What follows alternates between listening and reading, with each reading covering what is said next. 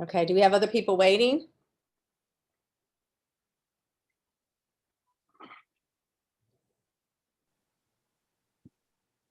Let's see, I think there's about 4 other people that are supposed to log in, 3 or 4.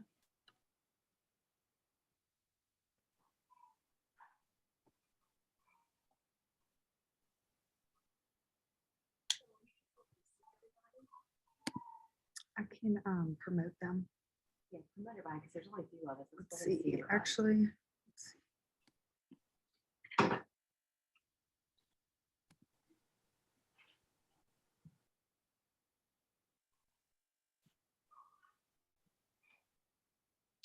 Okay, good morning, everybody. We're gonna, as Yeah. people are coming and being promoted and coming in, we'll be able to see. So while we're waiting for everybody to come up, just want to give you a couple of ideas. If you're not familiar with Zoom, I'm assuming everybody is by this point in 2021. But so in your, good morning, Representative. Good morning. Good morning. Good to have you aboard. Thank you so much for being here. Thank you all. So for in inviting the me. middle of your, if you take your cursor in the middle of your screen, you'll come across a gray or line that's down in the middle. You can click on that and move that right and left to have the PowerPoint bigger and see more people, or vice versa. You can go back and forth. And also in the view at the top right, you can push side-by-side gallery, and then you'll see everybody that'll be on. Kayla, you just let me know when everybody's is in. Are we waiting on anybody? Oh, We are good. I have promoted everybody. There's one other person who's dialed in via phone as well. Okay, well, we have a small group this morning, but we're going to have a great group this morning. So I just want to say good morning and thank you all. It's been a pleasure having you all here to kick off our 2021 Zoom tour to highlight our new initiative under Louisiana Fosters, which is called One Church, One Family, and One Child. Louisiana Fosters all started about 5 years ago when Secretary Walters and I discussed my involvement with the foster care system. And I basically said, what can I do? And so the journey started with that. And I think that's something we all can say, what can I do? And when you do that, boy, the Lord just says, here, let me give you some stuff. So that's how it all started. So Louisiana Fosters has now a statewide resource, and the goal of it is to link government, nonprofits, business, faith-based organizations to really build a supportive network for our state's foster children and foster and birth parents. And it's done in a partnership with the Department of Children and Family Services, which is something really important that we all work together. And I always say that these children are foster children, they're in our system, so that makes them all of our children. And so that's the mindset that the governor and I take. So just to give you some numbers, so 2016, and I probably, some of you on the call have already heard this, but I remember John Bell coming and saying, oh my goodness, we've had a record-breaking number of foster kids adopted out of the foster care system, the biggest ever, 735 children by 532 families. And then he said, we'll probably never get that, high again, but it's just such an amazing thing. And I thought, boy, he doesn't know us well, us prayer warriors. So anyway, he's our prayer warrior too, but we really, he invested his time and energy into that department, and really they were able to make a lot of strides. So just real quick, 2017, 771 children went above it. 2018, 912 children went above it. And then in 2019, we went down a little bit to 893, still a really large number of children with 661 families. And even in 2020 with COVID, we were able to have 756 children adopted out by 549 families. And that is with so many judges and people saying, we can do this. We can do this. So Zooming, making it happen through Zoom. And so it was just a great, and so we have so many people across our state doing amazing work in this arena, in this space. And so we've had over 4,000 children adopted since 2016. And remember, it wasn't just the pandemic, we had the hurricanes. So this was actually 2020 was the 4th highest adoption total. So anyway, excited about that. The faith-based community. has been an active participant, as you all know, and we want to encourage even more faith-based community to be involved. Hopefully, we'll be able to enlighten some of you that are listening this morning in ways that you can get involved and give you some ideas and encouragement. So one of the things that happened, you know, is the Louisiana Foster. We were talking about that, and I was speaking with another friend, and they said, we were talking about the foster care program, and I said, I wish, we could get more churches involved. This was probably in 2017, 2018. And then he was saying, or I was saying, there's over 4,000 churches in our state. And then at the same time, I thought, and there's 4,000 children in foster care at any given time. And it was one of those God moments where you're like, well, that connects, and so how can we get churches involved? And so there birthed the idea of, if every church would recruit one family within their church, that one family goes through the process of becoming a foster family, taking in that child or those children, and then that church wrapping themselves around that family.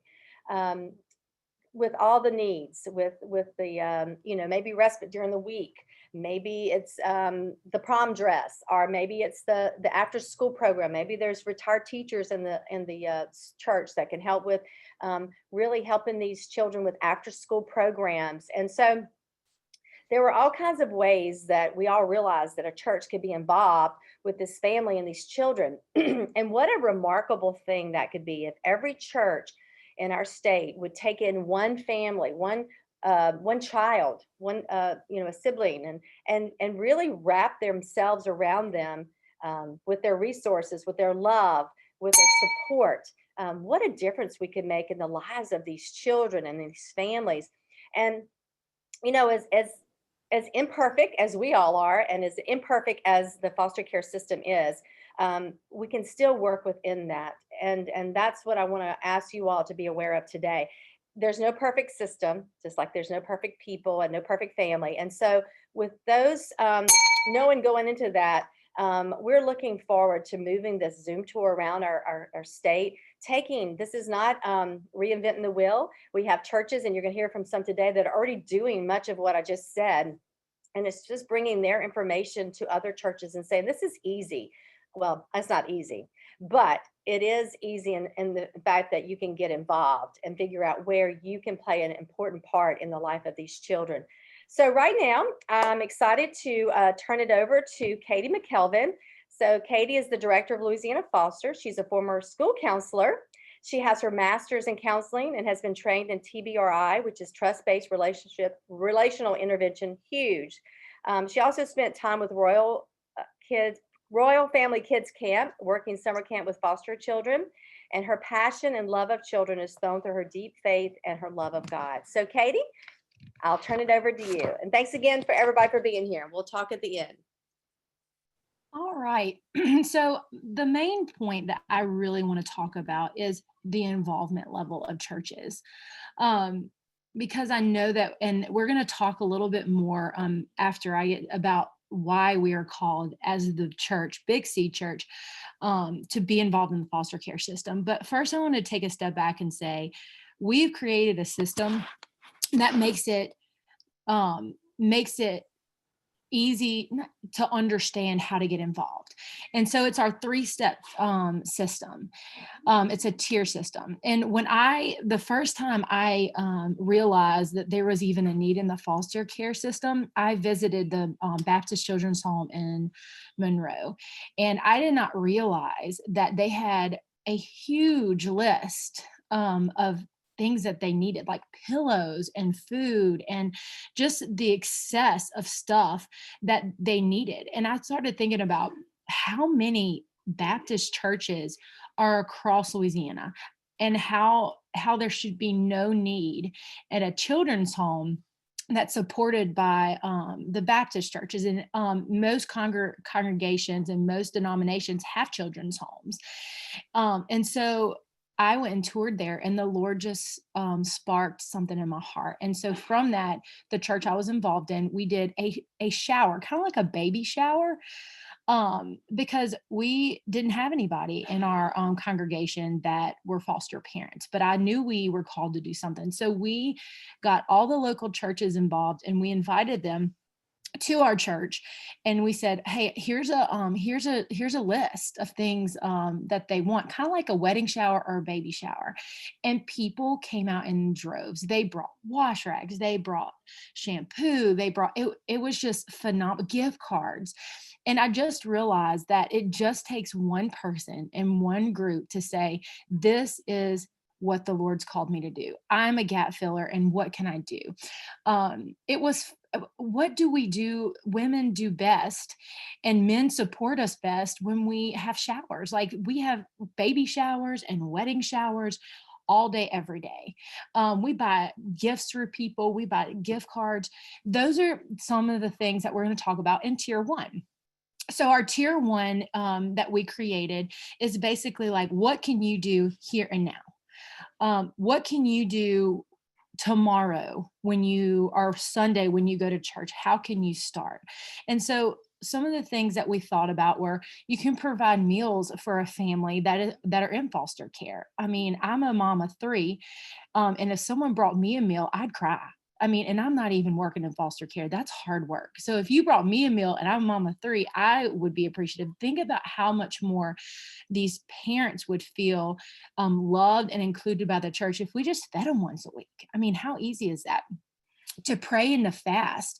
We know prayer changes everything. And so if we're praying and fasting over these families, the Lord can do so many amazing things in that area. Showers, birthday parties, any of those things that we can provide for those families. It's an extra expense that these families have to come out of pocket for, buying birthday presents and birthday cakes and any extracurricular activities, tuition for sports, prom dresses. I know we just signed up for softball, and I did not realize a softball helmet cost $40. I was like, that's a lot of money, $40 for a softball helmet. And some of these, they just don't have the budget for this. And if we can say, hey, as a church, we're going to sponsor your child to do t-ball, and we're going to buy all the equipment, that is a financial relief on some of these parents.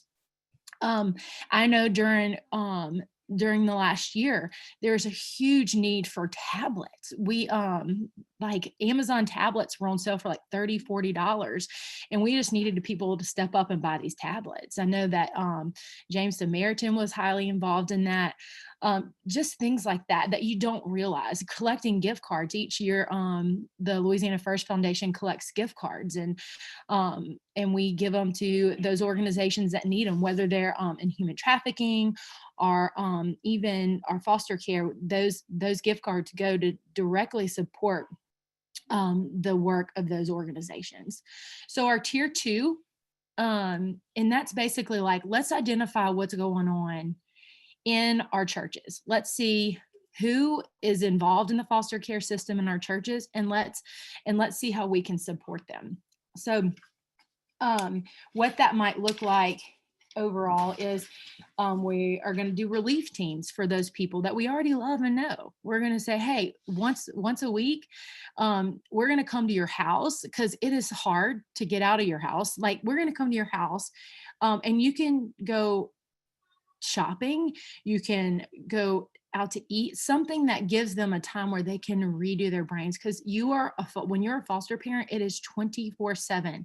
It's not something that you can turn off, because if they're at school, you're thinking, what do we need to do next? How do we need to proceed next? So those relief teams, certified babysitters, provide transportation back and forth from school or from those sporting events, a foster family date night where you have them all over, a bunch of kids over, and just enjoy that time of fellowship with the kids, and let those parents get some relief they need. And then service projects within the church that support those organizations that are already doing the great work. All those those organizations that we have identified on our Louisiana Fosters page, which I'm going to show you guys a little later, that you can click and say, hey, this is an organization. Let me call them and see what they need and support them. You don't have to recreate the wheel, just something that you can do to help. And so, not like I said, we talked about what it means to be involved on that level. And so tier 3 is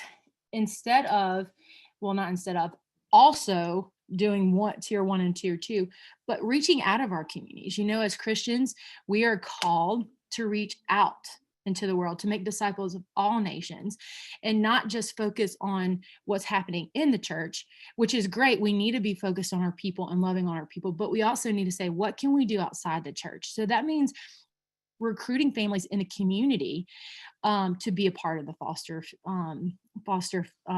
care program, offering mentorships to people who maybe don't necessarily come to your church, but say, hey, this is an opportunity for you. Working to recruit other churches to be involved in the foster care system, doing an open table. Well, we'll talk a little bit, I'm sure you'll hear about Open Table eventually, but that's a mentoring program that you can house in your church. And it basically has these aging out youth, and you wrap around them, and you basically give them a community. And those are the things that a tier 3 involvement can involve, and are all or none of that. So essentially what we're trying to do is make it really for not to create new ideas, because churches have so much going on right now. Is a hard time for a lot of organizations, but we wanted to get something that says, like, this is what you can do and this is how you can do it, and we're here to support you. So that is going to be what our tiers. I'm going to talk a little. Now we're going to introduce Kim. Sorry, I got my papers got out of order. So this is Kim Bigler. Kim is going to talk about the church's role in foster care. But first, I want to introduce her. In 2010, she started eventually what would be called James Samaritan out of the trunk of her car in California. Over the last 5 years, she's built an organization which has had an incredible impact on the foster care community in Louisiana. They do everything that you can imagine for the foster kids. If there's a need, they meet a need. And so she's going to tell you a little bit about that. So, all right, Kim. Muted. Thanks for having me. Can y'all hear me? Oh, okay, good. Forgot y'all were muted now too. Anyway, my name is Kim Bigler. I am the founder of James Samaritan. We are a 501c3 nonprofit that serves the foster care community. Specifically, we build resource and relationship support networks in local communities for the foster care community, but especially for the youth who are transitioning out of the foster care system when they reach a certain age. So before I tell you kind of the movement, there is a movement starting here in my region, which is the Covington region, known as the Florida parishes, so to speak. I am in our family center here in Covington, Louisiana. And we're starting to see seeds and seeds of prayer and seeds of work and support of nonprofits and frontliners and called people of God to go in and reach the church on behalf of these underserved and most invisible population in Louisiana. And thanks to First Lady, we have started, those seeds take time. The plans of God take time to bear fruit. And some of us are like maybe too long, you know what I'm saying? Lord, don't give up on it when we're all burned out, okay? So, but I am starting to see after 5 years, and of getting with First Lady, years ago when this was just a conception, that the church needs to be on the field of foster care, and there's no government answer for what God really has for these kids, because it's his people that is the answer. And I can tell you from being, doing this kind of work for 10 years, 5 in Louisiana, is that I have seen every program, I have seen every effort made in a secular sense, but nothing impacts the trajectory of these children like a family knitted in the house of God. I can honestly say, from those who make it, those who do not, that Red Sea moment is because a child landed in the hands of a faithful family who is faith-filled, if you know what I'm saying. So my journey started, I was called on the field about 10 years ago, and I got a mass email from a very well-to-do church in the area.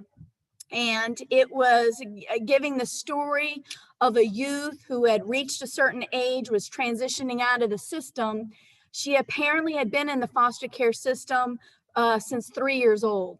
And she was bounced around from like several different placement, individual homes and group homes, and apparently never found a forever home. And this email was going out because it was Christmas time. She had somehow secured an apartment with no furniture. She was freezing, and all she asked for was a heater because there was no central air and heat. And so first of all, I didn't even go to this church. I don't know how I landed on their email list. You know, God has a way of getting somebody's attention supernaturally, right? So it just happened to cross my path. And I was a youth minister for a while, and I was on the mission field for a while, several countries, but I had given up ministry, laid it down to be a mom. So I'd kind of been out of the social realm. You know what I mean, new moms. You kind of get out of the social realm for a while. So when my son went back to school, I was praying, God, show me what you want me to do next. And then that he's in school age and he's starting to, I've got some more time on my hands. What would you want me to do? And that's when this email came. And so I was mad that though I had to get a mass email about something as minimal as a heater. The odd part is that I had just bought a heater for my dog for the garage the very same day. And I couldn't wrap my head around the fact that I was treating my dog better than we were doing right by this young lady. And I couldn't believe that her story had to get exploited to 3,000 people to get a $30 heater from Walmart. And so I was stomping around the living room with a fire that just got lit like a bonfire was waiting to get lit. And I said, what is the church doing? Because it's in this particular well-to-do area, we had a church on every corner. What is the church doing? What is the church doing? And literally I heard a still small voice say, Kim, what are you doing? That's what it is. That is the message to the church today. It is not what legislation is doing. It is not what government is doing. It is not what even DCFS, what are we doing? That is the question. And when I was in my car coming here today, Lord, what would you have me say? And he says, I just want everyone's yes. That's all he wants, is everyone's yes. Because again, when agencies that the First Lady said is not perfect run out of answers, I promise you, a perfect God gives perfect answers to the church. He gives us the grace and the ability to do and to meet the goals of these kids in ways that are beyond all of us on this call. Okay? So you're right. We cannot solve this problem.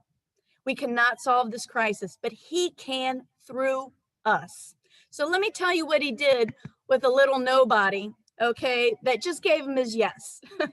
So I not only gave her a heater, he told me, go to the Department of Child and Family Services, just walk in there and say, I'm here to help. What? Who does that? And so I did, and I call a gatekeeper. There was a very, very exhausted caseworker that I had met. And she was so exhausted, and there were so many kids in there that needed homes and parents. It was kind of wild in the waiting room that she just really didn't have time for me, other than the fact she said, if you want to help, there's an 8-month-old baby girl over there that needs a crib, and she needs it in 24 hours or she can't get placed where we need her to be placed. Can you do that? Almost like a challenge. Don't challenge somebody that says yes to God. So I just right there started a Facebook page, and I got a crib in 3 hours. And that kid was placed where she needed to be. But again, that's the yes. That's the yes that God needs. And not only that, when Katie comes up with these tiers, I feel like God's personally brought me through every single tier, because I gave a gift card, I gave a bed, I've given a prom dress, I've thrown a birthday party, I've given a device. We started a mentoring program. We started this nonprofit that serves these kids in response to these needs, and these caseworkers write me sometimes, Kim, I know you're gonna get mad at me, but I need 6 beds or I can't place the sibling set. Well, you're not making me mad. It just means God's got mail. So hello, Jesus. If you put me on the front line, come through. You know what I'm saying?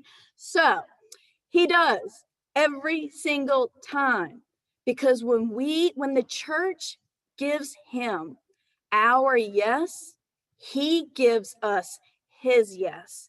And I promise you, the resources of God are inexhaustible. They cannot be exhausted. He owns a cattle on 1,000 hills, and even more so. So we have been doing tremendous things at James Samaritan. Again, we mobilize local communities on their behalf, but specifically the church. Right now, we are raising up the church to raise up 6 or 7 volunteers in each church to do, as Katie said, mentioned a little while ago, open table. And these 6 or 7 volunteers are trained in trauma and how to walk with a kid from a hard spot. And they're older, they're transitioning out, or they've transitioned out, or in the extended youth program. And these 6 or 7 volunteers, trained and background checked, walk with this one youth 1 hour once a week for 1 year. And I'm telling you, the things that we've seen have been remarkable, because God promises that when we give him our yes. We have seen miracles, meaning thwarting sex trafficking, because the church was there. If 6 or 7 folks did not give a yes, that child would have been sex trafficked. But because we gave our yes, that child did not land in the hands of people that have no good for them. The pimps of this nation have gone on record that the most vulnerable child that they go after is one with no family. Church, that's us. We have the mandate. When Jesus says in his word that God is the God of the fatherless, that means there's no child he has left unattended. There is no child based on his character that he is left orphanless or an orphan. And so what now it occurs to us, and what we have to really tell our faith communities, is that there's still a call that goes left unanswered, because God has got a family for every child. I promise you that. That's his nature. That's who he is. But I think our prayers have been wrong. Our prayers have been, God, are you calling us to this? Our prayers have been, if you're calling us to this, what do we do? And the Lord's like, no, I've already called all of y'all to this because I'm a God of the fatherless. I'm the father to the fatherless. I have left no child without a family. So there are yeses out there. But you and I have to come together, unite, and encourage those yeses in the hearts of his people. Because sometimes it just takes Margie or Katie or First Lady or Miss Moore to say, look, God's put you on my heart. Would you consider foster care? Would you consider adopting a child who's been adoptable for 5 years? Would you consider that? All he wants is our yes. That's all that it takes, and he does the rest. And I'll close with this. So there was a story of this young man, And he had gone to a local school over here, and he needed a family, let's say. And so the worker had reached out to me. His principal at his school had reached out to me. His school counselor reached out to me, said this young man is so sweet and he's so smart. He loves it at his school, but we're going to have to move him out of the area to another school because there's 0 families for his age group. He's 17. 0 families available for his age group. I said, wait. I had one of those moments that I had in that living room back in the heater days. I said, a bonfire lit again. And I was like, okay, wait, hold the press. You're telling me we have a church on every corner and we have a 17-year-old boy who can't find a home? No. God, you've got mail. And so I said, Lord, what do I do? And he goes, I want you to call this pastor. So I called my pastor on the phone. Pastor, I got this beautiful, precious one. And I said, I'm kind of jaded because a few churches have gone, oh, that's nice, dear, run along, little doggy. But I was like, no, I was intent. I was like, no, you're not going to say no to me today. So I said, Pastor, before you telling me anything, he's not asking you if, he's asking you who. So I don't want you to pray if you've got someone in your congregation. I want you to ask God before you come back to me and say, I want you to ask the Lord in prayer who for this child. He called me 24 hours later with the who. And it was a wonderful, wonderful woman who's an empty nester. And she was a paralegal, but she's also kind of a teacher. And she was the perfect person for this young man. But let me tell you, it took 7 of us saying yes to him to get to this woman. 7 of us to say yes. Now, if one of us didn't say yes, and we broke that chain that God was planning, those steps that God was planning for a family, for this young man, because it looks like they're going to be family forever, believe it or not, that it's worked out so great that one of those yeses would have failed. Someone would have said no to God. He wouldn't have had a family that God already had for him from the foundation of this world. So when I talk to people and they say, well, God didn't have foster families or adoptive families in mind. What about the other family? Look, God knew we were going to sin from the foundation of the world. And he had Jesus as this backup plan. And I think Jesus is pretty important. So foster families and adoptive families, you're not an afterthought. You were thought of before the foundation of this world. God had someone for this young man, as he did when he planned Jesus to come in and adopt us into his family. So that's where we are, church. It's not an if today. It's a yes and a who. Because some of y'all just need to ask, who do you want me to go speak into their lives to? Who do you want me to tap? Who do you want us to support? And let me tell you something else. These yeses are now those seeds I was telling you about. There's been enough yeses where now it's cultivating this culture of foster care on the North Shore. And let me tell you, this young man who got a family who's at this one, another church, a neighboring church is now united with this one church because they now provide them an open table for this young man. So everyone, the church is finally working together. God is good. And I hope I encourage you all somehow. The whole thing is just a yes. He will do the rest. And I thank y'all for giving me this time today.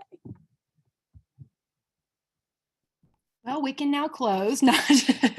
I mean, that the Holy Spirit was all over that. And it just, every time I talk to Kim, every time I just have this renewed spirit. And I think that's an important part of the church being involved in the foster care system, we have to encourage each other. We have to know, like, we have to go back to the core. We have to go back and say, why was I doing this again? Why we have to mutually encourage each other. I've never had a conversation with Kim Bigler that I didn't get off the phone and want to do 10 times more. I mean, she has got the Holy Spirit all over her. So we are going to move right into our next presenter. This is Margie Nelson. Margie Nelson is a foster care ambassador with the Foster Care Support Organization of Louisiana. She is the Monroe, Alexandria, Shreveport region. She has been serving youth for over 20 years, and she is the founding director of the Royal Family Kids Camp of Northeast Louisiana. And if you don't know what Royal Family Kids Camp is, go look it up. It is the most fabulous, fantastic organization you will ever be a part of. So Margie.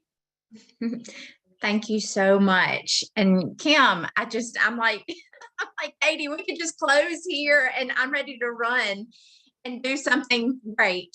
That was so inspiring. Thank you so much. And I have my girls in the room here with me and I'm like, she's great. Y'all need to be listening to this. And because we need that kind of inspiration. That was amazing. Thank you for all that you do, not just you, but everyone on this call. If you didn't have a heart to serve, you wouldn't be on this conference. So thank you to all of you for the work that you do and the work that you're going to do, because we do know that we are all called, and there's nothing like God just plopping things into your lap for you to realize that, because that's what happened to me. And I was a youth minister. I am a youth minister actually still, and have been for over 20 years. And my parents were foster parents, but it never occurred to me to foster. I don't know why. I was busy raising kids and teaching school and had my own things. And one of my youth ended up basically homeless. And so we took her in as a foster child. And it was like, I had not been in that world in so long that I had no idea what I was doing. And honestly, at that time, I had zero support. I didn't know another foster family. I did not know of any resource organizations or support organizations. This was about 7 years ago. So that tells you how far we've come in really a relatively short amount of time. And with that foster child, I had almost nothing. And I was still teaching school, but God was laying it up on my heart that there's more. There's more than this. And of course, I was ministering to the children that I was teaching, but I couldn't do what God was really calling me to do. And he kept telling me, you need to leave the classroom, leave the classroom. It took me 2 years before I said yes. So I'm one of those that I'm like, you don't really mean me. I'm very comfortable. I went to school for this degree. I don't want to give up my classroom and the job that I love. And he kept saying, nope, I've got more. I've got more. So I did leave the classroom about 8 years ago now, and just threw myself into this ministry because I saw the shortfalls when I was in foster care. And I saw the heartache and I saw the difficulties, and I know it's not just me. And then I also saw the difficulties even with NDCFS. Our worker was young, brand new, totally green. I think she'd been at work for 2 months and was crying. And I ended up being her support. I'm like sending her scripture every day and just telling her, we're praying for you. You can do this. And unfortunately, and maybe fortunately for her, she ended up quitting within like 4 months of working. And it really, God was just like, see, it's hard, and we need people to support these people, DCFS people, the biological families, which I'd never been involved with before, the foster families. And God just opened doors for me through I worked for the Family Resource Center. I became a parent educator. I ended up just really trying to just figure out where my lane was. I ended up at the Baptist Children's Home through some really great open doors, and then here as the foster care ambassador. In all of these roles, I've done a lot of volunteering, and just when I'm going to be quick about this, but one big thing is when we talk about churches, when I fostered my church, and I go to a church with less than 100 members, we're very, very small, and they wrapped around us as tightly as a cocoon. There was no move that I made that I didn't have support. And my little foster daughter, she was extremely talented and was a travel ball player. Well, that is like thousands of dollars. We never had to pay a penny people were sponsoring her, just truly helping us so much. And so that was a big light bulb moment for me that, hey, these churches can do this. I was definitely the only foster family. And so I was like that too, who else can we recruit? And in my church, there was no one else you could recruit. There's hardly any young people at all or any people, honestly. And so I started talking with other churches. And of course, I'm doing support organizations through Baptist Children's Home and things like that. And I'm just like Kim, I have talked to big churches who are like, that sounds great. And I hope you're successful. And I have to move on my merry way. And then I have these tiny churches that are like, we're going to say yes, which is always miraculous to me. And so when God gave me Royal Family Kids Camp, I didn't even get it from Louisiana, which was really weird. I didn't know we had them here. I had a friend from Texas who called and said, this is all you. And this is what you need. This is what I know that God's going to use you in. And so by the next morning, I looked it up that night. By the next morning, I was saying yes. I had no idea. I've never done anything like that. I'm not even in no event plan or anything. And this was 5 years ago. But I'm like, I said yes, and God just equipped me through a lot of different people and through the Mending Camp here in Louisiana that I learned about after I did some research, and they helped us and walked alongside us to get started. And so it was just those yeses. And my church, again, is very tiny, but we are the sponsor of this Royal Family Kids Camp, which is over $20,000 a year. And I thought, God, I'm never going to be able to do that. So I was selling everything I could get my hands on and going to people, but God has provided every single year. And every year I'm like, I don't know how we're going to get this done, but I'm not going to worry about it because it's God's camp. And he's shown me again and again and again, it's going to happen with or without me. If I'm not going to say yes, someone else will. He has it for someone. And so that's how I look at everything in foster care. It is God's heart. It is what we are called to do. And if we're not going to say yes, he's just going to pull over rocks and turn over whatever he has to find what he needs for these children, because they are deserving and he did create them for purpose. And I do believe that they all deserve and have a family out there, but sometimes those families don't realize, yes, this is my calling and this is what I can do. So very much on track with everything that Kim said. And I know it's difficult and even scary. And you think, oh my gosh, we don't have the money, we don't have the budget, we don't have the people, but somehow God always supplies. But I also want to encourage all churches. Part of my role as the foster care ambassador is, and a huge part of my role, and the part that I enjoy most is, I say that every part that I get to, I say, this is what I enjoy most. But anyway, I do walk alongside churches and help them figure out what the needs are. We don't want to start something just to say, hey, we started this. You need to evaluate, see what the needs are in your community, your church, your church families, and then figure out how God's going to use you to meet those needs. And so, we can talk about all the assessments that we can do to figure that out, and also where to go from there. I do a lot of trainings on how churches can stay safe, but meet the needs of foster children in their churches, and also doing the parent nights out, which are super important. It's such a big thing. I can help them get started with a Royal Family Kids Camp. We only need about 63 more in the state to even touch the population that we're trying to reach. So we definitely need more of those. I am very familiar with Open Table. So anything that I see that the churches think that that's the need that they need to meet, I will dig and find the resources that we need to put those organizations in place, to put those resources. And I know the Baptist Children's Home, Christy and Carrie are on this call too, and they're very instrumental in that as well. We do have people in place all across the state. There are other ambassadors, and we have so many organizations. And again, in the last 7 years, they've just multiplied. It's the most exciting time ever to be involved in foster care. And that is in large part due to the First Lady and the initiatives that the state has recognized and said, we've got people that can do this. We've just got to open those doors and invite them in and say, this is accepted and it's also very much needed and wanted, where before it just felt so secretive and so difficult. And so with her transparency and the state's transparency in this, it has just blossomed. And I think that as long as we continue to be very transparent about the needs and about God is calling all of us, and that we will all be equipped. He doesn't call the equipped, he equips the call. And I say that all of the time because I have so many people who volunteer in so many ways and say, well, I've never done this before. I've never been around children. I don't know anything about trauma, but you know, we've got those toolboxes, and we lovingly hand those out and say, this is what you can do. We can't all do all of it. And as TBRI practitioners or anything else that we have in our toolbox, we still can't do all of it. It takes all of us to do the work that God's called us to do. So you will definitely have my information. I am available anytime. I don't keep regular work hours.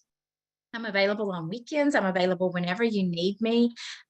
You know, we encourage one another. Sometimes all I do is listen because that's all I can do. We don't always have answers, but prayer teams, you know, the older people at my church, because that's what we're mostly comprised of, they're so supportive, and they're like, I'm just going to pray. That's all, you know, and that's a lot, all they can do. But y'all, that has been the backbone to everything that we've been able to accomplish is prayer, and the fact that God is saying, this is the work I've called you to. And so he goes ahead of us, and he walks, and he makes it the easiest, hardest thing we've ever done before. So you can all do it. We all have churches that we can relate to. And another thing is, my church is partnered with so many churches to get the work done. So it's not just this, you're in this in isolation. We can join hands and do things together, and we don't have to reinvent the wheel. There are people who have done things before us. There are, you know, Kim Bigler that we can turn to, or, you know, other churches that have walked this walk and say, this is how easy it can be done. So please reach out to me anytime. Thank you again to the First Lady, to the First Louisiana First Foundation, to, you know, all the ones that are just up to here involved in making changes and just making positive results for our children who are desperately in need of love and to hear the gospel. Thanks so much, Margie. I think I think the really cool part about what they do is there's no like identifiable thing that they're like, this is the one thing that the foster care support system of the state does. They have a heart to serve, and so whatever that means for them, that's what they do, you know. And I love that they already have experience in working in churches and presenting new ideas to churches. And so I wanted to take a second to talk about those resources that we already have in place. On our website, we have a resource page, and you can click your little location where you are, and it makes it bigger, and it says all the organizations that are already doing work in the foster care system. And so a great way to start is to say, hey, this organization looks like, I'm going to call them and to see what they need, instead of starting something new. So that's kind of how I got started. I was like, oh, I really love what the Baptist Children's Home is doing. Let me see what they need. And now I'm here. So it just grew and grew and grew. And so that, just make sure that when you guys leave, you will get all the most of this information in an email form, and we're going to reach out to you after this as well. So the next, I just wanted to go over really quickly, what are the requirements of a foster parent? Because I think it's sometimes people are like, I just don't know if I don't know if I can, I don't know what the requirements are. So we wanted to present those to everybody just in case you needed a refresher. You have to be 21 years of age, single, married, divorced, widowed, financially stable, meaning that you have to take care of your own family's needs. You can't, good physical, emotional, mental health, adequate space in your home for an additional child. You have to pass state and federal criminal clearances. And you have to attend 24 hours of pre-service training, and participate in a home study program. And so if you look at the right of your screen, it'll give you a step-by-step process of that. And all of that is on DCFS, their web page, and we'll provide that information for you to look at. And Lee Schmidt is on here. I work closely with Lee. She's a DCFS representative that's on our call today. And so she is my go-to lady that I talk to a lot, and I really appreciate her. So I just wanted to say that as well. Okay. So what do you have to do to become a one church, one family, one child ambassador? Because that's what we're calling ourselves, the one church, one family, one child ambassador. Basically, our ask to you is to create a foster care ministry in your church. And it goes back to the tier system.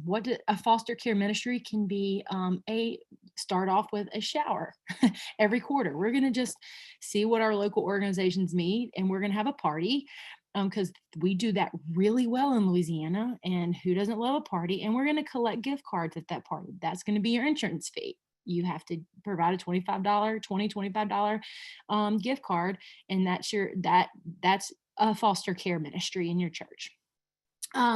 Second is identify foster families in your church. You may not even be aware that you have foster care families in your church.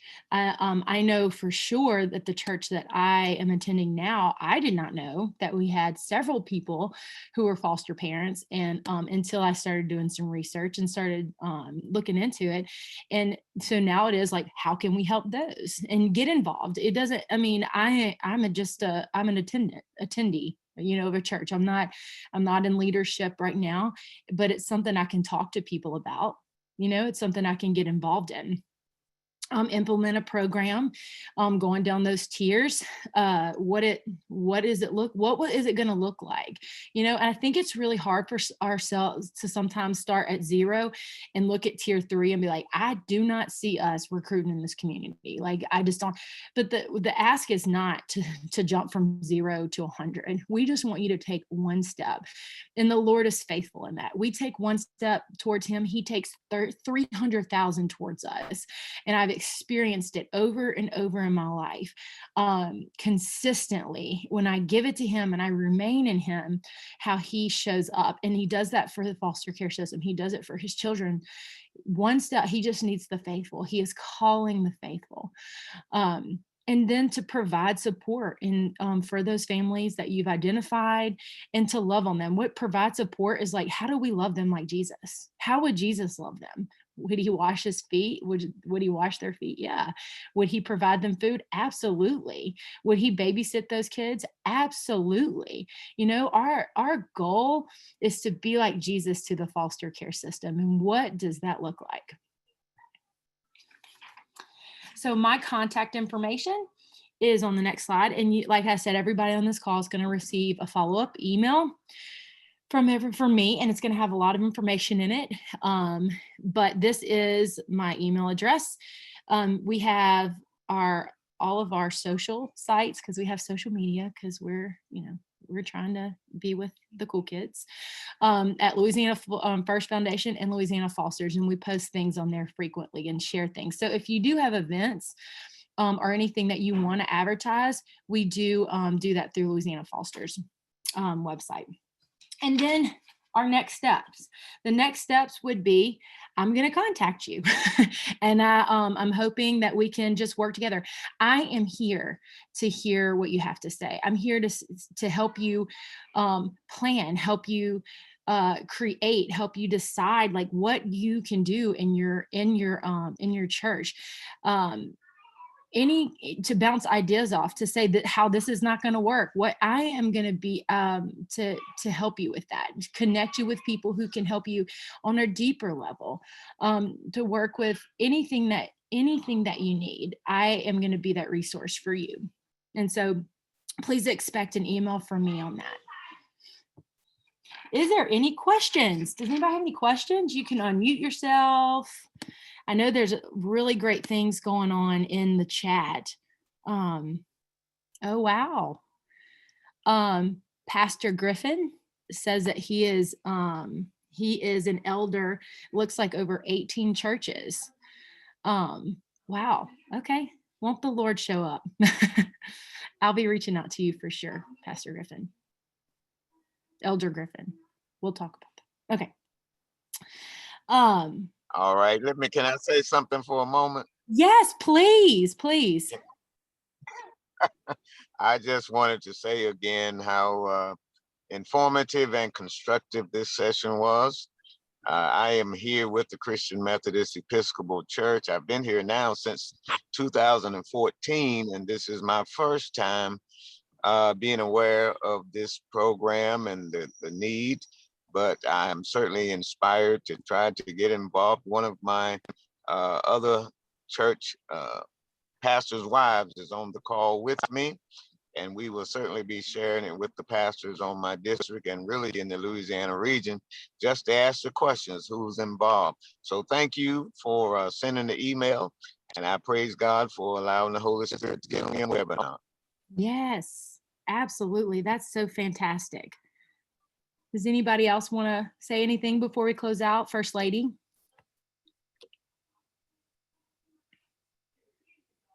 Representative Moore, go ahead, First Lady. You.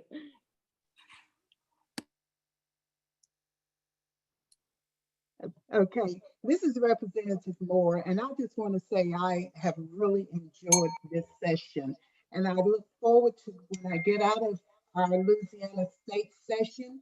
What I want to do is to go back to my church and really look at what can we do. And it's been a blessing. This is dear to me. Anytime it comes, it's around our children, involving our children and their safety and just the care. So I do, and I will make a commitment to reach out to my church. I'll attend the University Whites Ferry Road Church of Christ in Monroe, and I will be getting with Margie, I think it is, and trying to see what else I can do and how to get my church involved. So thank you again for giving me this opportunity to be here. Thank you, Representative Moore. Thank you so much. Well, first of all, thank you everybody that's on the call today. I'm just so grateful. And so, just like everything else, we were thinking, oh, it was a small group, but seeds do spread, right? And so just like you mentioned, Elder Griffin, that about you over 18. So you're going to have the contacts with so many people in your community, and we're just so grateful. I want to bring to the equation Governor John Bel Edwards, because I wouldn't be First Lady if it wasn't for him. So I'm just thankful for his love and passion for children and for just wanting to make a difference in our state. In fact, our prayer this morning as we went off our separate ways was, Lord, let us be vessels for you and fill us with your spirit. And so that's why we use this opportunity, this platform, not for ourselves, but for everybody. And that's what I think we're all called to do on this call and elsewhere. God puts us in different places in our communities, in our churches, and our families. And we are all each called in a different way to stand up for him and to say yes. Boy, that was enthusiastic, Kim. Say yes. And the yes, you just said yes. Everybody on the call this morning showed up. You said a yes this morning. So that was the first yes. And so, like Katie mentioned, everything from Cards for Kids, we didn't have that on the, because I thought about it as we're talking. We have a logo on our website. Take it, it's yours. It's called Cards for Kids, K for cards. And just use that logo however you want to use it and put it on invitations. And so when people see that, like, oh, this is a Cards for Kids event. So if we're going to a supper, event at the church, if we're going to Pequeno, if we're going to ladies' church meetings or men's groups, just bring a little card for a kid. And what we wanted to do is we wanted to tell you on the call and everybody is invest in your community. We're so proud of Louisiana First Foundation. And one of the things that we really say the loudest is invest in your community, your own community. God puts us in our communities to grow and thrive and to reach out, as Katie said, to other people. And that's why that click map that she showed has been my baby in my brain forever. And we finally got it to come to be. So all you have to do is go and click on your area of the state, and up will pop resources, will pop organizations that are already doing hard and extremely important work in your community. They will help you. DCFS, Ms. Schmidt, thank you for being on this call. We need a connection. Ms. Nelson, thank you. You're going to be connected, and everybody else that's on the call, Connect 127. And I just thank you all for being here, because you're going to help us pull the pieces of the puzzle together. And that's so important. And I love God's Got Mail, because we just all clicked in. God's got mail. So he needs to take this and move forward. And like everything else, our coming together this morning is no accident. You're here is no accident. You said yes.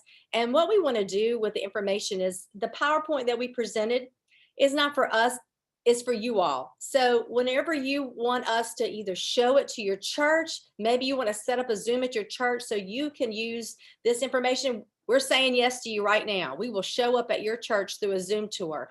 If that's one thing 2020 was able to bring to us, is the opportunity to show up in your church live and speak to the people. I know it's not face to face, and we all love a good handshake and a good love and hug, and that will happen. But in the meantime, we feel like we can reach so many more people. You know, the parents who are invite your church to Zoom in and hear us and help, you know, allow us to speak to the people in your church one by one if we have to. But we can put, you know, hundreds of people on a Zoom, and that's a powerful thing. And so right now I feel like everybody that's on this call is going to reach multiple people. And so we're just glad to be here. God's got a purpose, like you said, and this is, we all have to figure out exactly where our purpose is. Is it just to support the people who are already in our church?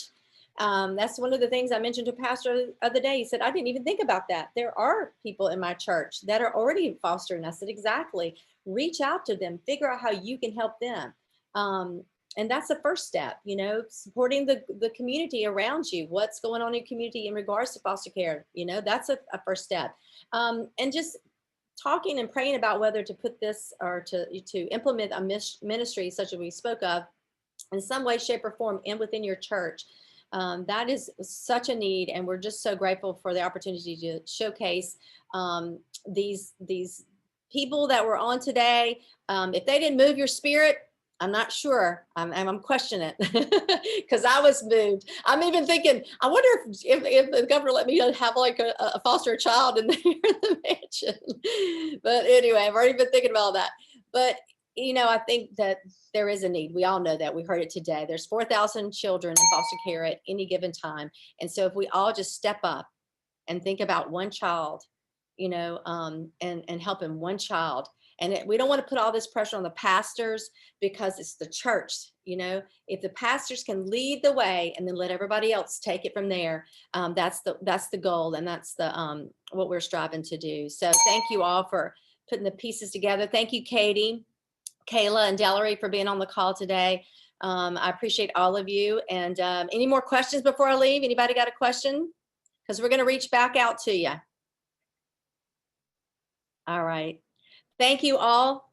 We tried to end it in an hour because we know your time is valuable, and we love you and we appreciate you. Thank you. God bless. Thank you. Thank you. Bye-bye. Bye-bye.